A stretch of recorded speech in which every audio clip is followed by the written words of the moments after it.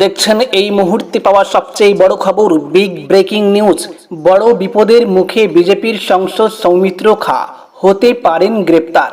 এমন কি ঘটল তিনি গ্রেপ্তার হতে পারেন, তার বিরুদ্ধে কি মামলা রয়েছে?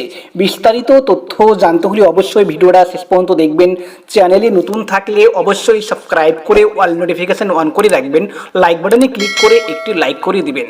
বিষ্ণুপুরের সাংসদ সৌমিত্র খা গ্রেপ্তার হতে পারেন। মঙ্গলবার এমনই খবর প্রকাশ্যে আসার পরে শুরু হয়েছে চাঞ্চল্য। সূত্র মারফত জানা গিয়েছে, পুরনো একটি মামলায় তিনি বারবার হাজিরা এড়িয়ে গিয়েছিলেন। সেই হাজিরা এড়িয়ে যাওয়াতেই তার বিরুদ্ধে জারি হয়েছে গ্রেপ্তারি পরোয়ানা। বিজেপি সাংসদ সৌমিত্র খায়ের বিরুদ্ধে রয়েছে অশান্তি ছড়ানো অভিযোগ। শুধু তাই নয়, তার বিরুদ্ধে রয়েছে মারধরের অভিযোগ। 2023 সালে সোনামুখী থানা এলাকায় তার বিরুদ্ধে অভিযোগ দায়ের হয়। সেই মামলাতে তদন্ত করে আদালতে চার্জশিট পেশ করে পুলিশ। সেই মামলায় সৌমিত্রকে একাধিকবার তলব করা হলেও তিনি হাজিরা দেননি। তা নিয়ে মঙ্গলবার ক্ষোভ প্রকাশ করে আদালত। 9 জুলাই ফের তাকে হাজিরা দিতে বলা হয়েছে।